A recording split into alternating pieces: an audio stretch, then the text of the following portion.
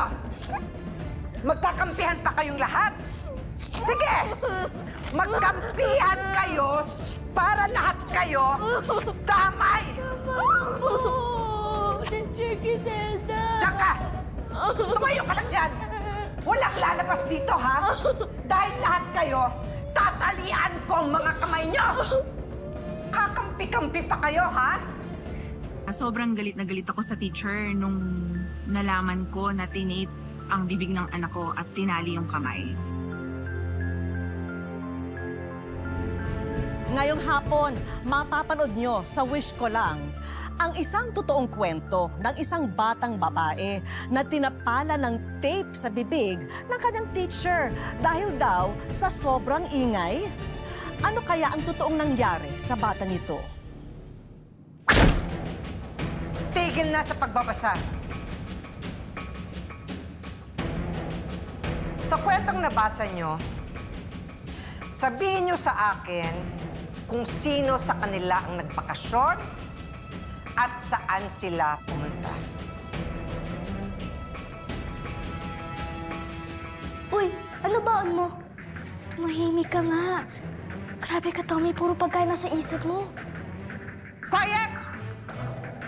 Kayong dalawa, ang ingay nyo. Ang tagal ng recess eh. Gutom na ako. Tumahimik ka nga. Tommy Ferro, lintik kang bata ka? Pasaway kang kutong lupa ka? Wala kang galang! Bastos ka! Alam mo ba kung anong dapat ginagawa sa batang tulad mo? Ha? Puputulan kita ng dila para tumigil ka na sa pag-iingay mo! Naku, Teacher Griselda. Saran ako. Tigas ang ulo mo? Tuturoan kita ng leksyon.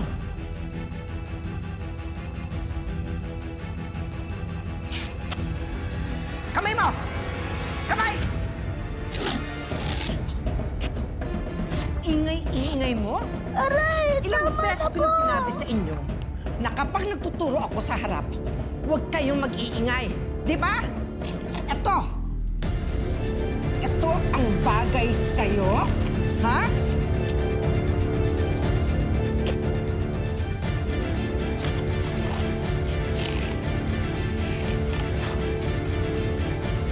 Ayan! Para matuto ka ng leksyon, ha?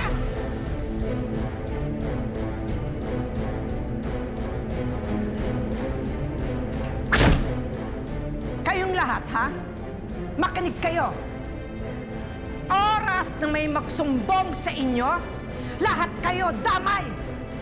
Lahat kayo, tatalian ko yung mga kamay nyo at lalagyan ko ng masking tape ang mga bunganga nyo. Naintindihan nyo?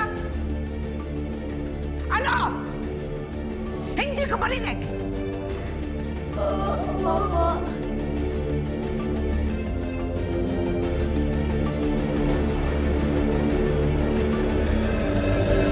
Mami, anong ginagawa mo dyan? Sarah, ayaw kong pumasok. Baka lalo lang ako paluin ni Teacher Griselda. Ikaw naman kasi. Sinabihan na kitang huwag kang maingay. Kaya, ayan tuloy oh. Pero, Tommy, kailangan kang pumasok. Okay? Natatakot na ako eh. Tsaka, ayaw kong mawala ng kaibigan. Ano ba yan? Nagsamang dalawang talunan. Biyayan ko lang napagalitan. Pia, ano ba? Tigilan mo na nga kami. Napagalitan na nga si Tommy. Palibasa, bagay kayo. Isang mahirap at isang maingay. Alam mo, ayoko yung maging friend kasi nakakatiri, no? Bakit? May sinabi ba naman kaming gusto ko kayo maging kaibigan? Wala naman, di ba? Huwag na kayong mag-away. Tsaka, ikaw naman, Pia.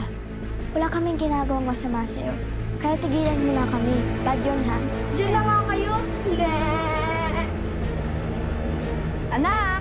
Sarah! Nay, akala ko pa mamaya pa po kayo. naubos ka agad yung paninda ko. Kaya pumunta na ako kaagad dito. Sabay na tayo umuwi. Oh, Tommy. Tommy, anong nangyari sa'yo, ha? Bakit namumula yung pisngi mo? Wala po to. Gumawa lang po kami ng project kanina, tita. Baka po nadikitan lang po ng tape, di ko po napansin. Uwi na po tayo, Nay. Sige na po. Sige Mauna na po kayo.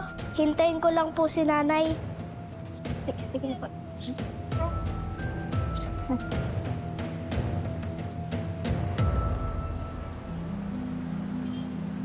Salamat, balik ka, ha? Grabe, ang sipag naman ng kumare ko. Ay, nako. Siyempre, kapag single parent ka, hindi ka pwedeng magpahinga. Nako, Mare, gagabayan ka ng Diyos. Huwag kang mag-alala, magtiwala ka lang. Mare, ano kasi may napansin ka ba sa mga anak natin? Ano ibig mo sabihin? Napansin ko kasi na medyo matamlay si Tommy. Tapos hindi kumakain. Lagi lang nagkukulong sa kwarto. Alam mo, Mare, may napansin din ako kay Tommy itong nakaraan niya. Galing siya sa pag-iyak. Tapos, halatang may nagdikit sa kanya ng tape sa katawan niya, tsaka sa uniform niya. Pinapaamin ko nga si Sarah kung may alam siya tungkol dun eh. Pero ayaw magsalita. Naku, sinasabi ko na nga ba eh. Ito talagang kagagawa ng teacher Griselda na yan eh. Hindi ba yun yung balibalita? Mabigat daw yung kamay niya? Oo, Mare, wag naman sana. Teacher pa naman siya naturingan. Oras na malaman ko na may ginagawa siya sa mga anak natin. Ako, kahit teacher pa siya, mananagot talaga siya sa akin. Mare, maghinahon ka, huminahon ka, relax ka lang. Alam mo, ang mabuti natin gawin, humanap tayo ng ebidensya. Na talaga sinasaktan niya yung mga estudyante. Mahirap lumaban kapag wala tayong bala. Ako bang pinag-uusapan yung dalawa? Oras na malaman ko na may ginagawa siya sa mga anak natin. Ako, kahit teacher pa siya, mananagot talaga siya sa akin. Mare, maghinahon ka, huminahon ka, relax ka lang. Alam mo, ang mabuti natin gawin, humanap tayo ng ebidensya. Na talaga sinasaktan niya yung mga estudyante. Mahirap lumaban kapag wala tayong bala. Ako bang pinag-uusapan yung dalawa? Mga chismosa kayo? Kung wala kayong magawa sa buhay nyo, pag-usapan nyo kung paano kayo uunlad. Hindi yung buhay na may buhay ang pinakikialaman nyo. Mga mal-edukado. Kaya hindi umaasenso ang Pilipinas eh. Dahil sa mga taong katulad nyo. Grabe naman po, ang sakit yun naman po magsalita. Nagtatrabaho po kami ng matino dito. Trabaho? Hindi ako bingi. Narinig ko. Pinagchichismisan nyo ako at sinisiraan pa. Totoo naman kasi. Totoo naman po. Sinasaktan mo yung mga bata. Anong ginawa mo kay Tommy? Anong ginawa kay Tommy? Bakit? May preba ka? Wala. Pero oras po na malaman ko na may ginagawa kayo sa anak ko. Irereklamo ko po kayo. Tumigil ka, ha? Wala kayong ebidensya. Tumahimik kayo! Ma'am, grabe naman po kayo, pati paninda ko sisirain nyo. Bayaran nyo po yan. Irereklamo ka talaga namin. Irereklamo? Sige, paratingin natin to sa korte. Ako, may pambayad ako ng abogado. Kayo, at tandaan nyo to, ha? Yung kasalanang ibinibintang niyo sa akin, siguraduhin nyo na may ebidensya kayo. Kasi, baka magmukha lang kayong tanga. Visit?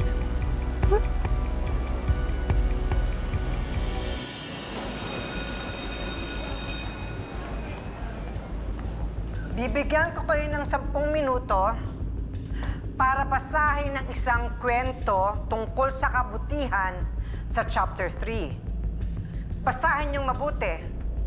At pagkatapos, magbibigay ako ng recitation sa inyo. Naintindihan niyo? Opo.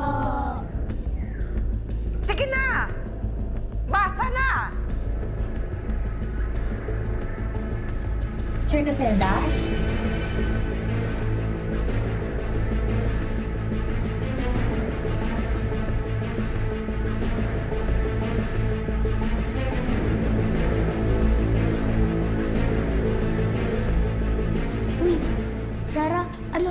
mamaya sa birthday mo? Ay, punta ka ha. May lumpia at pansit. Kaso walang cake. Uy, pero masarap kaya magluto si Mama. Yay! Mapaparami ang kain ko nito. Walang cake? Anong klaseng birthday party yan? Palibasa, yan lang nakayanan ng nanay mo.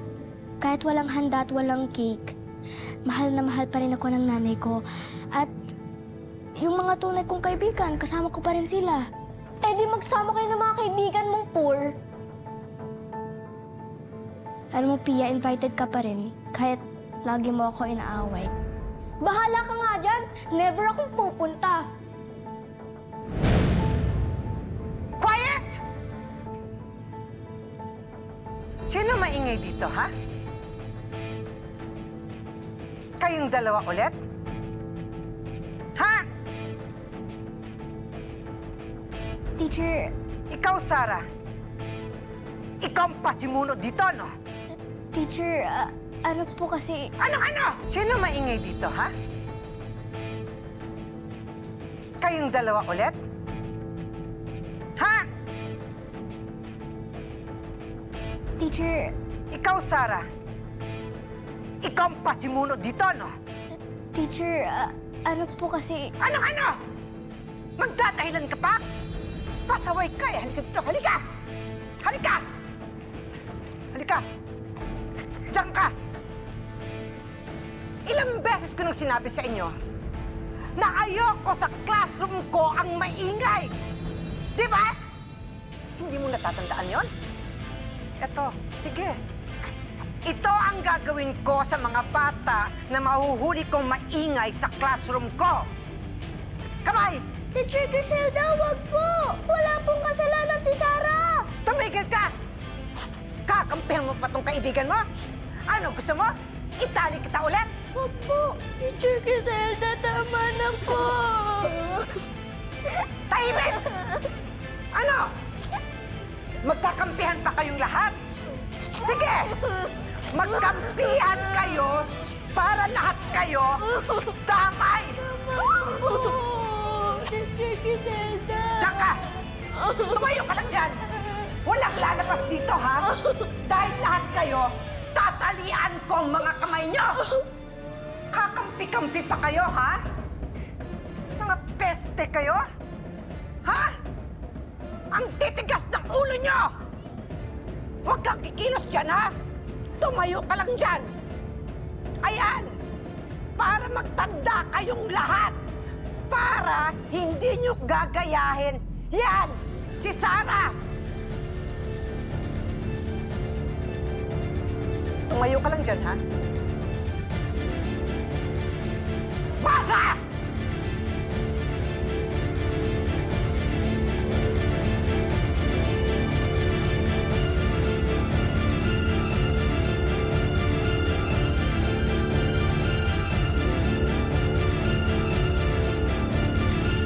Walang iya ka! Anong ginawa mo sa anak ko, ha? Anong ginawa ko? Anong ginawa mo? Bakit sinasaktan mo yung anak ko? Ha? Wala kang kasing sana. Buti na lang pumunta ako dito para sorpresahin siya. Classroom ko to. Ako ang masusunod. Sa classroom ko, ako ang magulang. Ako ang magdidisiplina sa mga estudyante ko. Hindi disiplina ang ginagawa mo. Parusa! Pinaparusahan mo na parang kriminal yung anak ko. Umalis ka dito. Umalis ka dito. Hindi ka welcome dito. Ganon ha? Sumama ka sa akin. Hindi pala ako welcome. Halika! Iwan mo ako! Halika, sumama ka sa akin! Iwan mo ako! Sumama ka sa akin! Dito tayo sa labas. ha? Iwan mo ako! Hindi! Bastos ka! Mas bastos ka! Ka talaga pinag-aralan! Iwan mo ako! Wala kang tapang para sumula sa classroom ko! Ang tapang-tapang mo! Wala! Nandito na tayo sa labas niya! Wala ka ng karapatan dito! Iwan mo ako!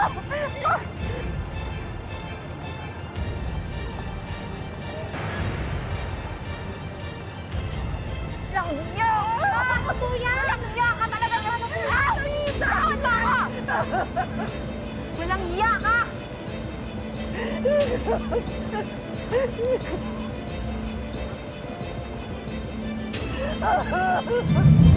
Mrs. Mrs. Solis, naiintindihan ko ang galit mo. Pero hindi naman tamang kaladkarin mo ang isang teacher sa labas ng classroom. Madam Principal, pasensya na po kayo. Alam ko naman po na mahalaga ang ginagampanan ng mga guro sa paghubog ng kabataan. Alam ko kung mali ako. Pero sana naman po ilagay niyo yung sarili niyo sa sitwasyon ko. Hindi naman po tama na saktan ni Teacher Criselda yung anak ko. Mrs., nakikiusap ako. Huwag na nating palakihin pa itong gulo. Kapag lumabas tong balitang ito, ang school natin ang masisira. Kaya ako na lang ang magbibigay ng proper sanction kay Teacher Criselda. She is going to be suspended at walang sweldo. At ire-recommend ko rin na magpa-counseling siya para hindi na maulit ang insidenteng ito. Leona, ako? Isususpend mo? I am your mentor. At ninang mo ako. Papaalala ko lang ha, ako ang nag-recommend sa'yo sa division para maging principal ng school na to. Tapos, ito ang susukli mo sa akin? Teacher Criselda, pag-usapan na lang natin ito. Pero sa ngayon, buo na ang pasya ko. Suspendido ka ng 1 buwan. Walang sweldo.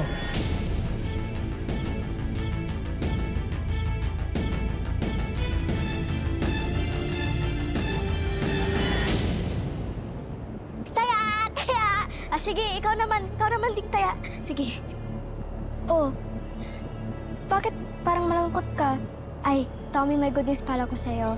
Sabi ni nanay na suspend na daw si Teacher Criselda kaya hindi ka na matatakot pumasok.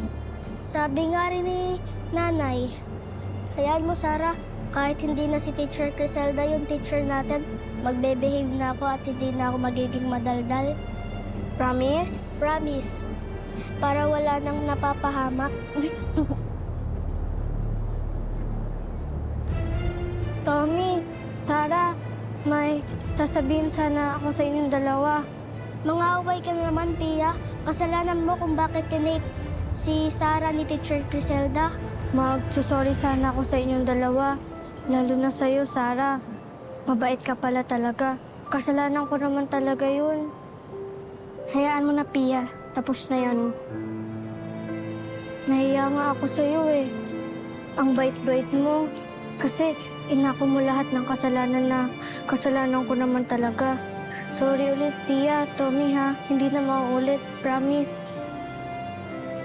Bati na tayo? Bati na tayo.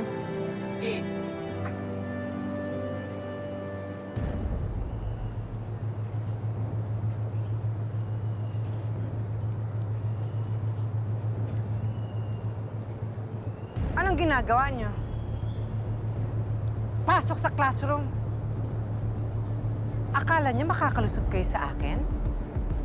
Ako pa rin ang teacher niyo. Pasok!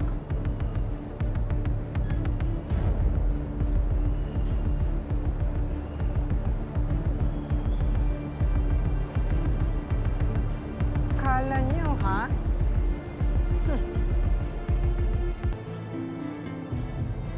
Totoo ba na nagtuturo ulit si Teacher Criselda? Nagsumbong sa akin si Sarah. Nagsabi rin nga sa akin si Tommy, natatakot na naman ng bata. Nako, pero wala pa siyang 1 buwan suspendido. Bakit pinapasok na siya agad? Leona, salamat ha. Pinayagan mo ulit akong magturo. At nilift mo yung suspension ko. Naisip ko po na isa lang tong malaking hindi pagkakaintindihan. Sa tagal mo ng teacher, ngayon lang may formal na nagreklamo sa'yo. Saka magaling kang guro. Salamat. Anong ibig sabihin nito, Ma'am Leona? Pinagloloko niyo po ba kami, Ma'am Leona? Bakit hinayaan niyo na pumasok tong walang yang teacher na to? Hindi pa po ba sapat na sinasaktan niyo yung mga estudyante?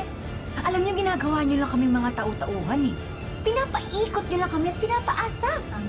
Hoy, mga walang pinag-aralan. Wala kayong karapatan para questionin ang desisyon ng principal ng school na to. Siya ang masusunod, hindi kayo. Malaking kawalan kapag nawala si Teacher Criselda. Sa tagal na niya sa serbisyo, hindi niyo na dapat questionin ang kanyang galing. Hindi naman ho pagalingan ng leksyon to eh. Ang usapan dito, yung seguridad at proteksyon ng mga anak namin. Paano magiging ligtas yung mga bata kung meron kayong guro na tulad ni Teacher Criselda na bayolente at mapanakit? Kung ayaw niyo akong maging guro ng mga anak niyo, di ilipat niyo sila ng eskwelahan. Tapos ang problema. Magrereklamo ako. Pupunta ako sa division office o kaya sa DepEd. Sasabihin ko kung ano nangyayari dito. At alam ko pakikinggan nila ako at hindi sila magbubulag-bulagan sa abuso na nangyayari dito sa eskwelahan na to.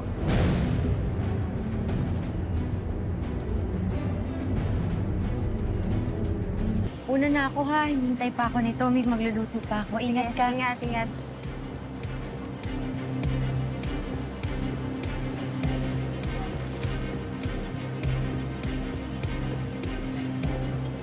Ang baho! Amoy kanal! Amoy basura! Ano? Sabi ko naman sa iyo hindi mo ako kaya. Hindi mo ako mapapatigil sa pagtuturo. Boba! Alam mo ikaw bastos ka. Ayan sa'yo. Bakit talaga?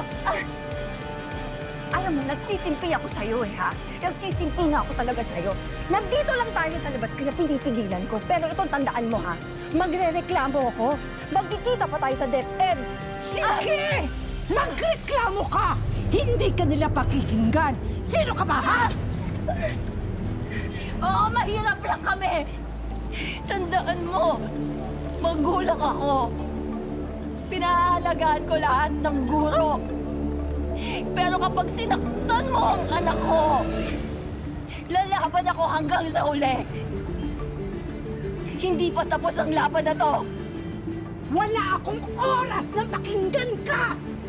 Dahil hindi ka pastor! Biset! Kuya! Kuya, isa tayo!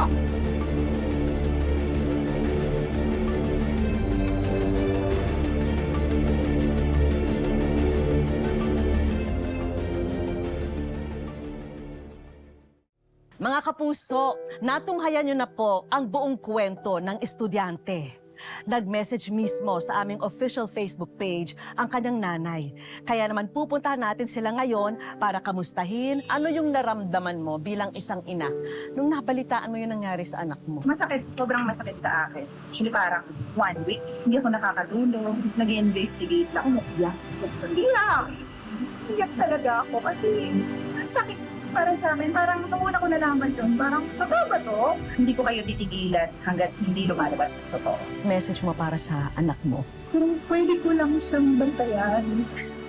24/7, ginawa ko na. Pero I believe na kaya niya na-experience ito dito.